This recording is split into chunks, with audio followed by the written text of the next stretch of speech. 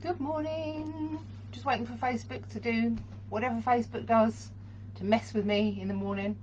It's whirring. Oh, I think it's on. Okay, lovely. Good morning, everyone. I hope everyone is really well. Had a nice long bank holiday weekend. Most of the sunshine.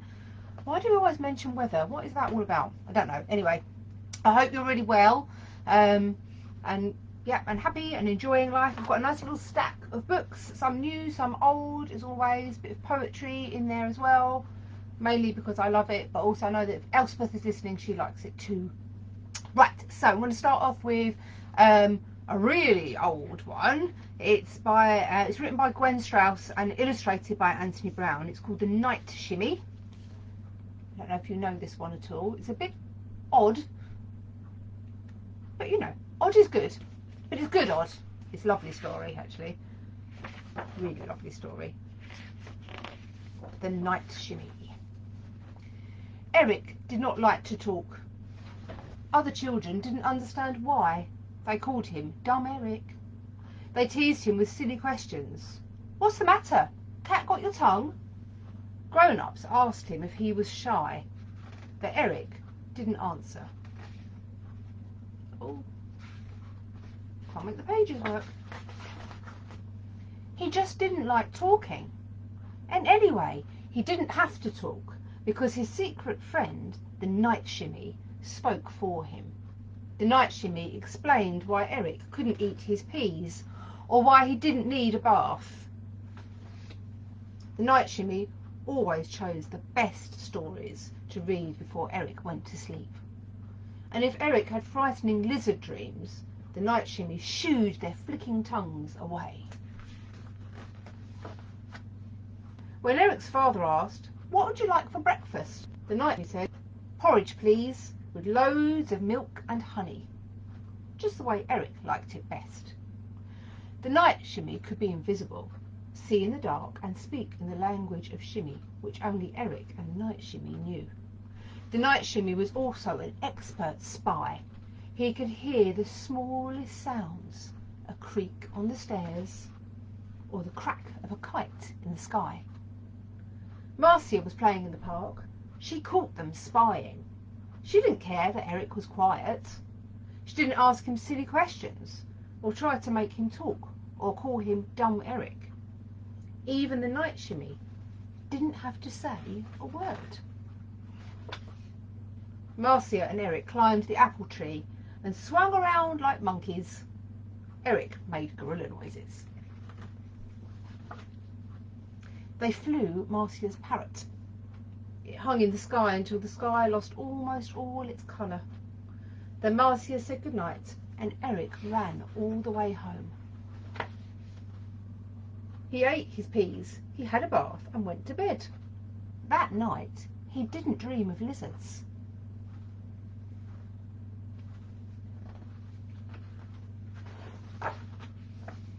When he woke up, the Night Shimmy was not there. Eric searched under the covers, in drawers, in cupboards, and in and out of all the secret hideouts. His mother asked, "What's the matter, dear? Why are you stomping about?" But Eric pressed his mouth tight shut. Under the bed he whispered, "Night Shimmy, are you here?" Eric stayed in bed until his father called 3 times. All day long he thumped and kicked things. Marcia came to the front door. He heard her ask, "Would Eric like to play with me?" Eric slammed his bedroom door. "Tell her to go away." Eric stood at the window. He watched Marcia trying to fly her kite. It stuttered up just a little bit, but when the wind died, it fell and tangled in a tree. Then Eric knew what he could do. He went outside and took a deep breath. "I can get your kite," he told Marcia.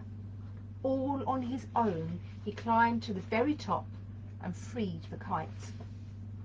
They began to talk. Eric found he had many things to say. When a breeze came up, they flew Marcia's kites until the first stars came out. They made silent wishes. Then Eric said, "Good night." And the Night Shimmy waved. Beautiful story. I love that one. Right, this is a throwback to World Book Day, which feels like such a long time ago. And when we're open again, whenever that may be, we've still got some World Book Day books left. So don't worry if your token has run out. Come in anyway and just pick one up. This one isn't actually from this year. It's from 2018.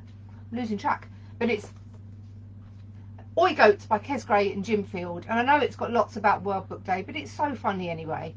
And it's very little. I'll bring the pictures closer so that you can see them properly, okay?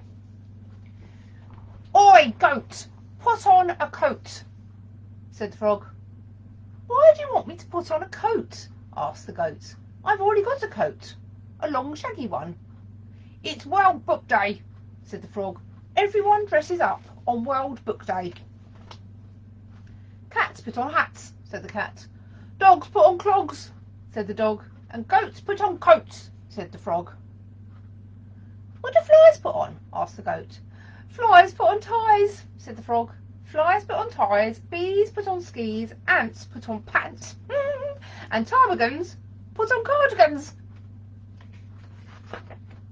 "What does a llama put on?" "A suit of armour," said the frog. "Wow, that's a whole costume," said the goat. "I know," said the frog. "On World Book Day, some animals really go for it." "Canaries dress as fairies," said the dog. "Gators dress as waiters," said the cat. "Some animals even dress as characters from children's books." "Buffaloes dress as Gruffalos," said the dog.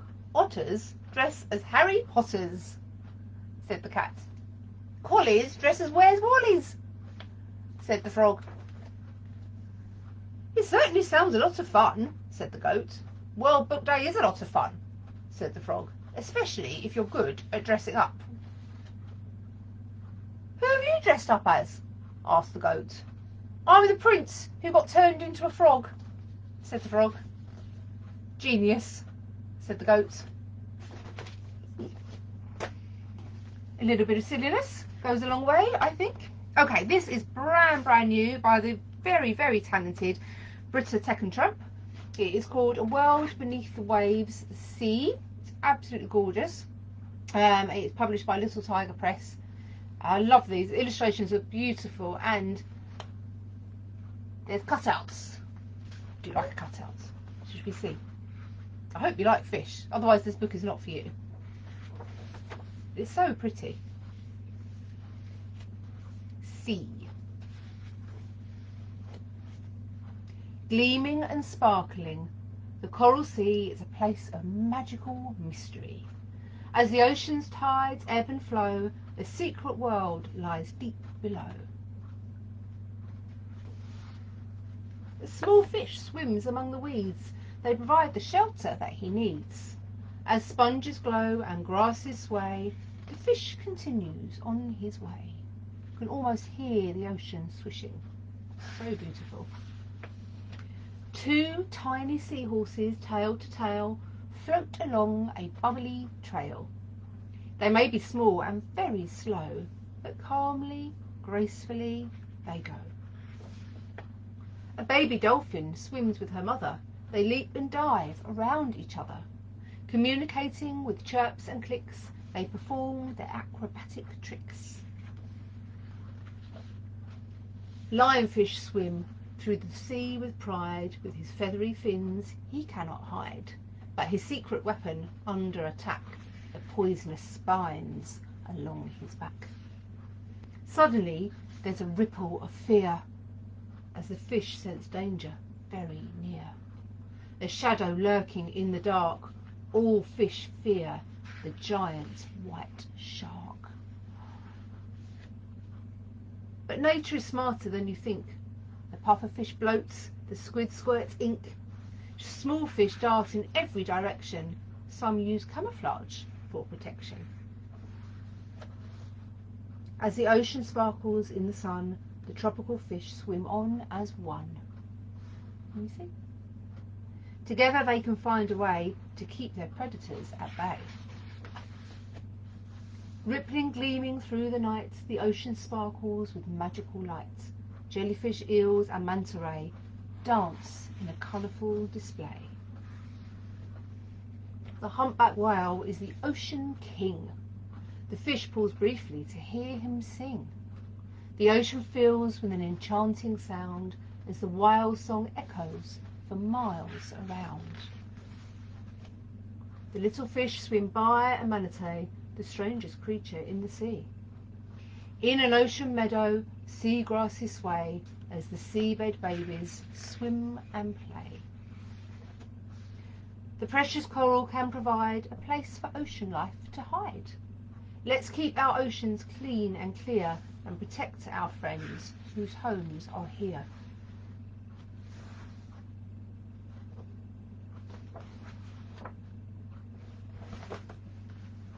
Such a pretty book. If you haven't come across Britta before, I highly recommend having a look. She just does the most gorgeous illustrations. Okay, let's see. Should we do a cheeky one? Cheeky. This is not new either. This is by Jean Willis and illustrated by Tony Ross. Published by Anderson Press. Big Bad Bun. He looks like a pretty cool dude to me, but apparently wearing a leather jacket and having big feet and jeans means that you're naughty. Oh dear. Big Bad Bun. Shall we see what he gets up to? You can decide if you think he's bad as well. Big Bad Bun. There never was a rabbit as bad as Big Bad Bun, or so you'd think if you read this letter, which he left on his bed after school one day. Dear Mum and Dad, I'm sorry to tell you I have run away from home. I'm living at the dump in Devil's Dyke with my new best friends. They call themselves the Hell Bunnies, but that is nothing to what they call me. They call me Big Bad Bun. I wasn't sure about joining them at first, but they said if I I was a fairy foo-foo. So I stayed, and now I'm having a lovely time. Honest. I passed all the tests they gave me so that I could be a hell bunny too. Being buried up to my nose in cowpats wasn't half as bad as I thought. Then I had to blow raspberries at Mr. Fox, which was a bit scary because he can run ever so fast when he's cross. The worm burger I had to eat tasted yuck, but I expect that's because I used to be a vegetarian. You'd hardly recognise me now. I've dyed my tail. I'm into leather and I've had my ear pierced. I never wash my whiskers and I always go to bed really late. When you get to know them, the Hell Bunnies are really sweet guys. But you'll not want to know what they did to Farmer Giles. Yes, you do. They put bunny poo in his Choco Pops. I've crashed my bike a few times. Once when I was racing up the turnip field and I hit a scarecrow. Again when I accidentally ran over the end of Mr. Bull's tail. And again when I did a wheelie over the pigsty. I never wear a crash helmet, but I don't give a flying furball. Sorry to say rude words, but that's how we Hell Bunnies speak. As I write this, the Weasel crew have ridden into our camp and started a bun fight. I've been hit! Don't worry, the red blobs on this page are just jam. I hope. A mustache. If you never see me again, please give my baby sister a kiss and try not to blame yourselves. Your loving son, Big Bad Bun, once known as Fluff. P.S. None of this letter is true. I'm at Grandma's house. I just wanted to remind you that there are worse things in life than my terrible school report, which is hidden under my pillow. School of Fairy Education, school report. Reading. Fluff can read every label in the vegetable garden, but his writing will never improve unless he stops gnawing all the pencils. Writing. Fluff entertains the class with wild tales, but often digs himself into a hole. If he continues to escape under the fence, he will not be allowed on our trip to the rabbit pellet factory. Arithmetic. Fluff is more interested in rolling about in the clover than learning how to count. Yet he knows exactly how many carrots there are in a row. Please remind him not to nibble in class. Physical education. Fluff is excellent at hopping, skipping and jumping. However, he must stop leaping about during assembly. General comments. Fluff is bright-eyed and has a fine pair of ears. Unfortunately, he never uses them to listen to his teacher. Unless he wishes to end up in a pie, he must pull his little cotton socks up. Signed, Miss Burrows. PPS, you can come and fetch me when you've stopped being cross. Only please hurry up, I'm starving and Grandma's cabbage stinks. Fluff. Kiss, kiss, kiss. So, at the end of the day, Bun wasn't so big and he wasn't so bad. Which just goes to show you can't always believe everything you read.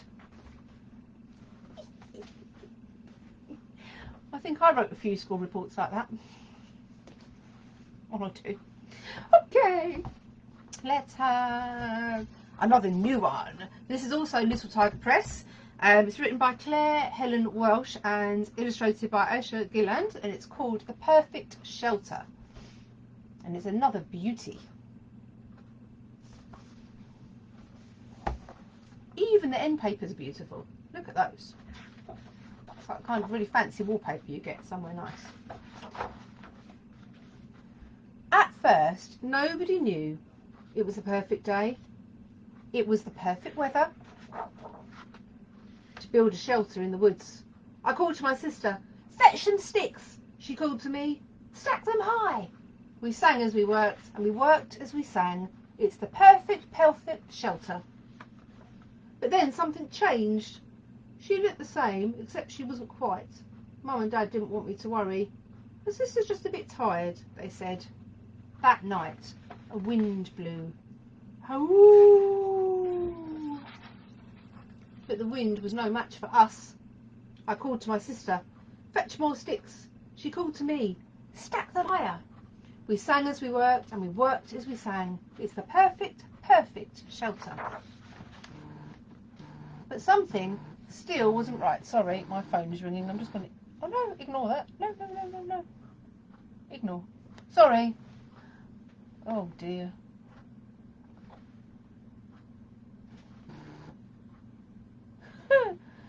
I do apologise. I'm not sure what's going on. My phone has gone weird. Right, I think I'm back on Instagram as well. Sorry guys. Oh, I love technology. Anyway, but something wasn't right, and I knew it was bad because people were crying. Then they told me my sister was sick. That night a river of rain fell from the sky. Rush, rush, roar. Of course, a little bit of water couldn't hurt us. Our shelter just needed some mending, some fixing. Only when I called to my sister, find some leaves, she was with the doctors. And when I called to her, cover the cracks, she was having an operation. I didn't sing, I couldn't work. I was too worried. In the hospital I felt cross and sad and frightened all at the same time. How did it get there? Why can't she come home? Why my sister? I tried my best to listen. But I saw a bright light flash. I heard a loud sound crack. And when we got home, our perfect shelter was no more. But I didn't even care. I just wanted my sister to be better. Days turned to nights, nights turned to days. The storm eased, snow settled. My sister was stronger and brighter. So I told her about the shelter. I told her about the snow. Then she whispered, I think it's the perfect time. I think it's the perfect place to build a shelter. Right here, right now. I wasn't sure at first. But then she got up and told me to fetch some sheets. So I called to her, find a broom. We sang as we worked, and we worked as we sang. It's the perfect shelter. All the time, neither of us noticed. We were smiling. Now we make plans to go back to the woods to ride out the toughest storms. But until then, today's the perfect day to build a shelter and be together. Lovely, lovely, lovely story. Okay, what time is it? Right, this one, again, not a new one, an old one. The Princess and the Wizard by Julia Donaldson, and it's illustrated by Lydia Monks. Published by Macmillan. think I've shared ones with you like this before. They're the Let's Read series, so it's exactly the same story as the big picture book flats, but it's just it's set out differently so that it's easier to read if you're just starting to read by yourself, so it's not quite as fussy. But the pictures from Lydia Monk's are just as gorgeous. There you go. It was Princess Eliza's birthday. She was just blowing out the 7 candles on her cake when a wicked wizard flew down the chimney and into the room. "Why didn't you invite me to your party?" he thundered.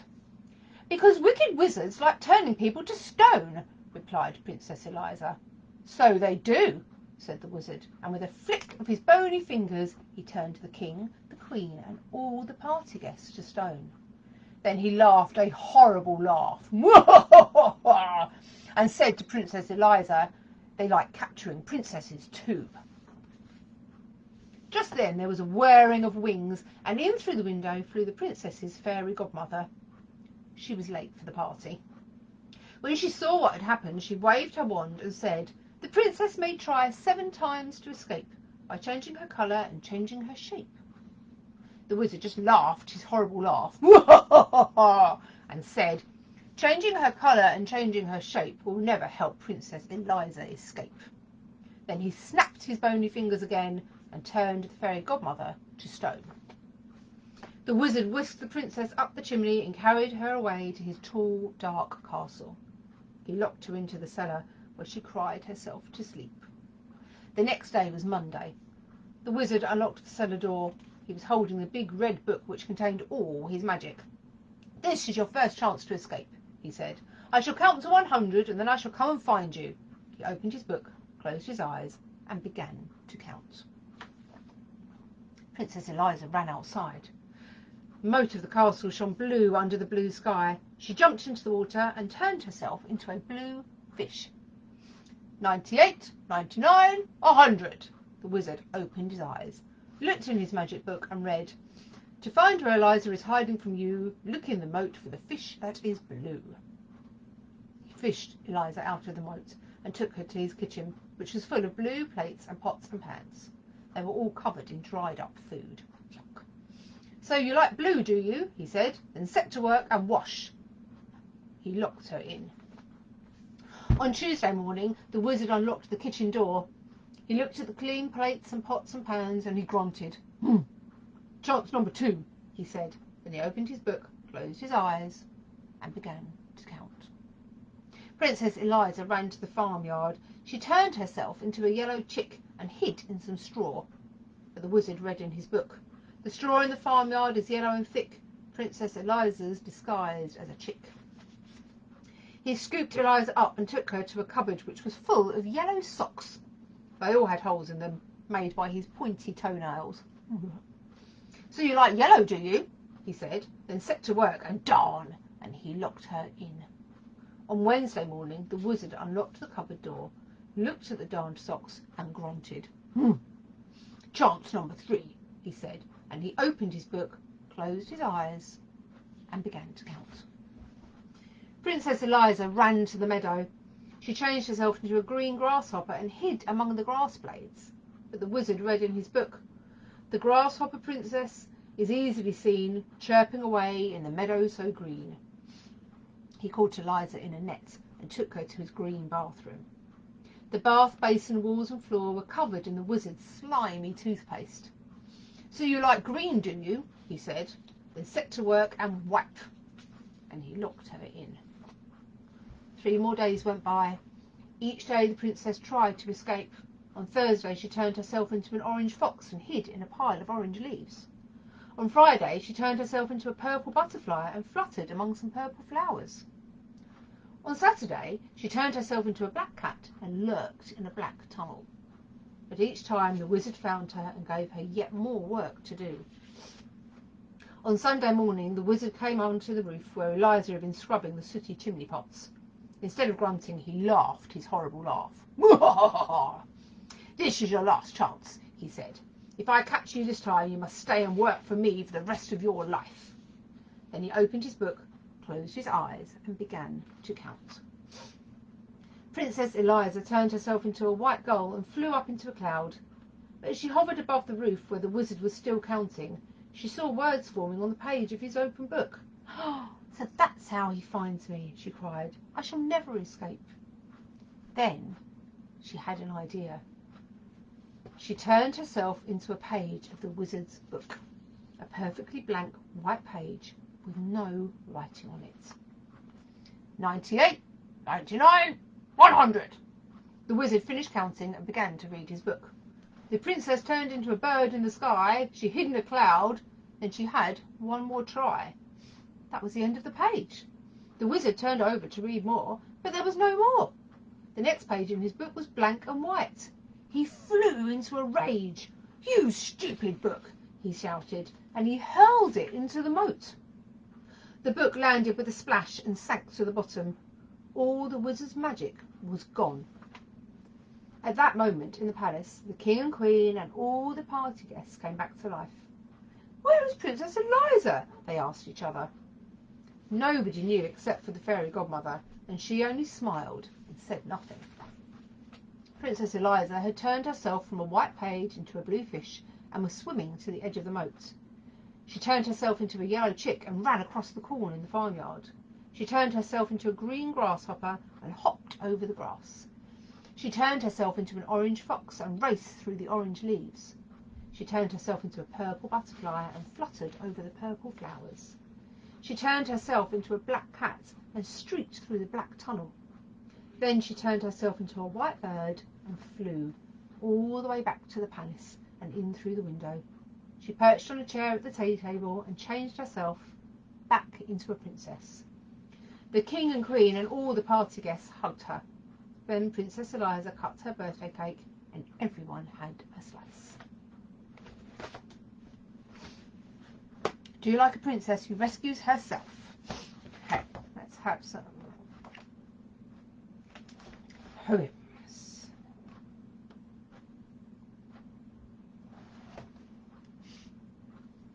This book is the Osborne Book of Poems for Young Children, chosen by Philip Hawthorne and illustrated by Kathy Shimon. There it is. It's a lovely cover. This poem is called Children with Adults. My auntie gives me a colouring book and crayons. I begin to colour. After a while, she looks over to see what I've done and says, "You've gone over the lines. That's what you've done." "What do you think they're for, eh? Some kind of a statement, is it? Going to be a rebel, are we?" I begin to cry.